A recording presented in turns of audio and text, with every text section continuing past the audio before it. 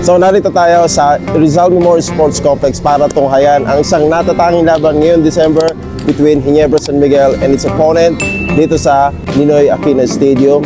At tayo manood ng PBA. Alright, PBA! Come on!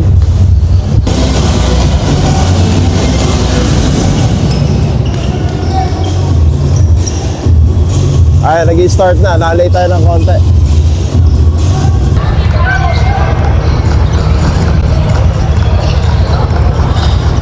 PBA o Philippine Basketball Association.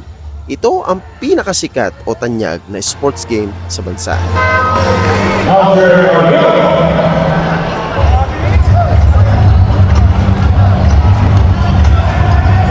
Ang Professional Basketball League na ito ay naitatag noong taong 1975 at naganap ang unang laro nito sa Araneta Coliseum. At kapag pinag-usapan na ang mga kupunan o team sa PBA, aba, wala nang ibang mas sisikat pa sa team na ito, ang Barangay Ginebra. At kung pag-uusapan naman natin ang pinakamahusay na coach sa PBA, yan si Tim Cone. Siya lang naman ang may hawak na record na 25 championship titles. Naalala ko pa nga nung bata ko. Batang 90s kasi ko eh. Siya rin ang may hawak na Grand Slam champions. So yeah, kanyayari lang ng first quarter. Simula na yung second quarter. Score 25-13. Nauna yung Ginebra. Siyempre Ginebra yan. Patalo ba yan?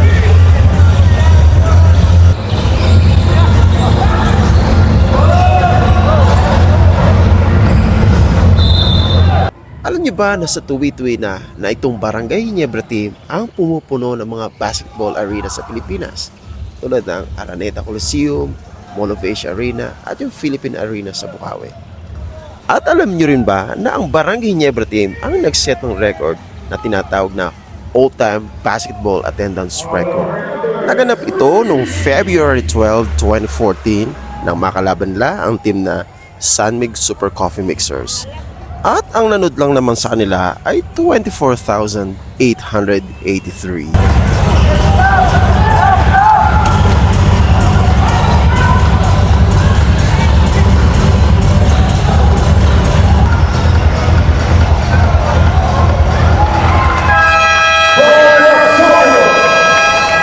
mga idol natin. Ito na sa courtside lang tayo. Katabi-katabi lang natin itong mga players na ito. Ayos, idol. Ayos sa team ko. Bata pa ako, matagal ko na nakakita sa TV yan. First time ko makakita din sa live, PBA live. Blue eyes talaga.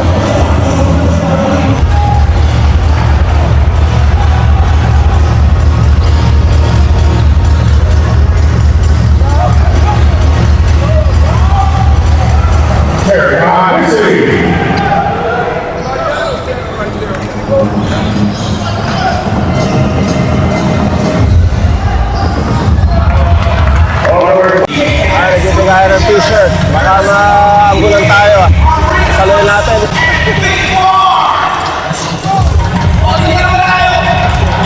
Oh!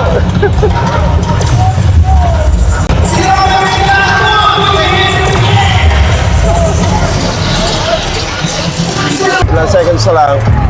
Mukhang tagalid yung kalaban ng Ginebra. Almost 20 points.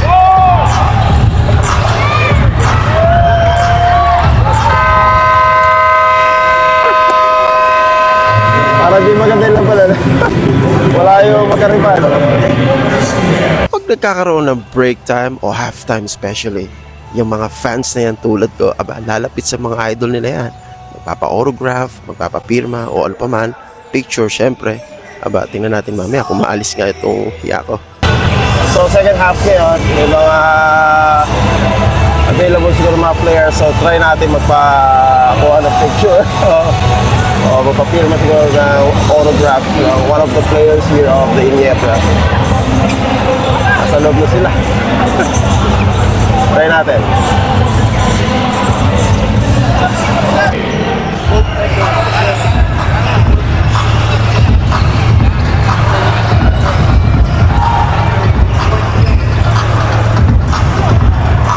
Pero ang basketball, talagang bilog ang mundo dahil hindi mo alam ang magiging resulta sa huli. Kahit yan ay last minute or last seconds, maaaring mangyari pa rin ang score sa labanan. Sa larong ito, may pagkakataon na dumarating ang tinatawag na momentum na kung saan ang isang koponan ay tuloy-tuloy na gumagawa ng score at sa kabaligtaran naman, ang kabila ay wala o scoreless. At dahil patuloy na scoreless ang kalaban, nade-demoralize sila, kaya ang coach gumagawa ng paraan upang ito ay ihinto.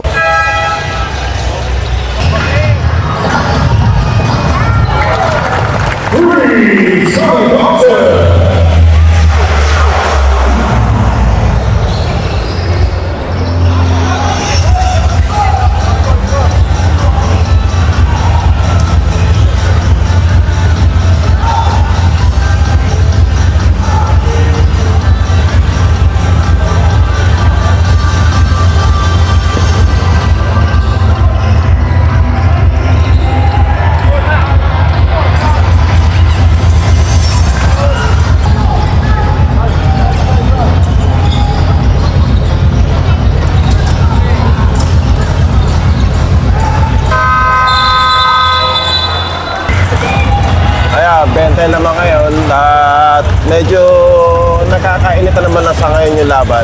Kaya na medyo malamig-lamig pa eh. Lalo pa nag 4th quarter eh, di kita na yung laban.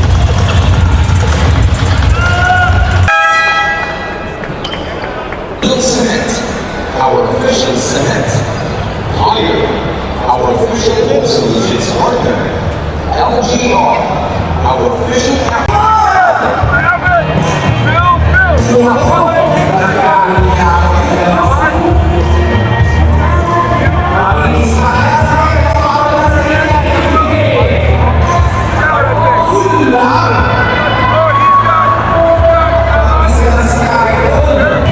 ngayon, kaya na yung 3rd quarter and then we are going now to the 4th quarter.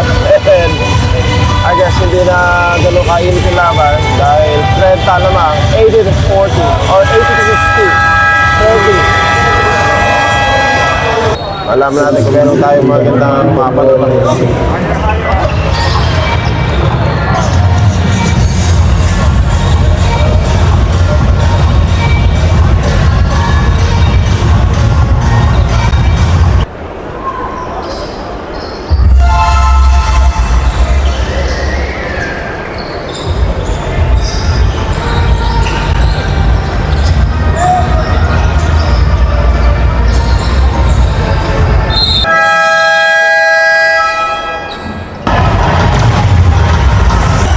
Mahadilan tayo man lang tayo ng t-shirt. Woo! Here!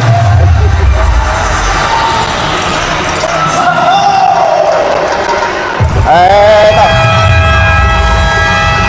Daya.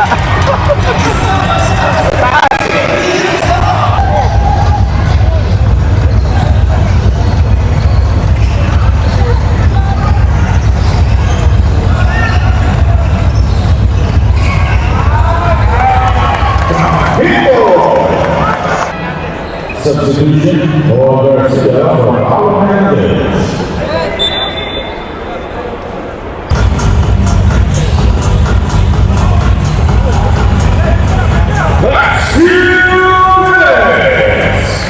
Yan ang signature phrase sa PBA na hindi mo madidinig sa ibang professional basketball league sa mundo.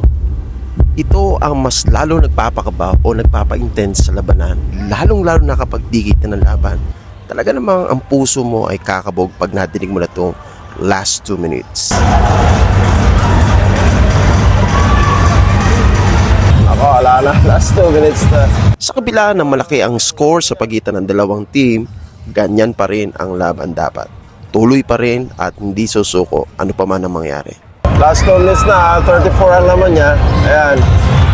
So, yung mga fans eh, ganado pa rin kahiyaw. Siyempre, gusto nila yung makapag-cheer sila sa inyo po fan nila. Oh! Talaga yung mga inyo po fan eh, hindi yung matatawaran sa pag-iyaw.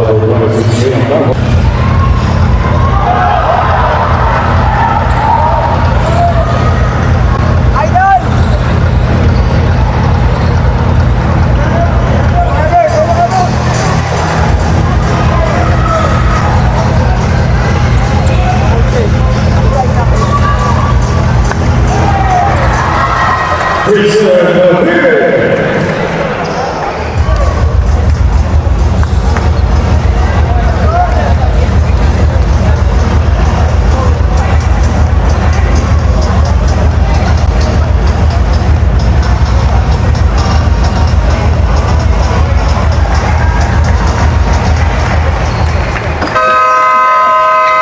At matapos ang buzzer na yan na ang pagkakataon upang makalapit at harangin ng mga fans ang kanilang mga idol. Okay, 41 ang lamang na Ginebra, ang ating idol. Simula nung bata tayo. 41. So, hindi naging mainit ang labanan dahil nga medyo underdog yung opponent na Ginebra San Miguel. Dahil mga idol ko nagdadaanan. Ay tayo papasok si Capit Aguilar. Ay! Idol! Akit tayo. At isa na nga ako sa mga susugod sapagkat this is once in a lifetime moment. Ganun talaga. Hey, Mr. Japet. Talagang pag isa kang diehard fan, gagawin mo lahat upang makalapit lang sa iyong idol. At salamat sa idol ko na to at napagbigyan ng aking kahilingan. So this is One Road, even though I'm not in the road today, but still always on the road. Thank you for watching and subscribe to my channel.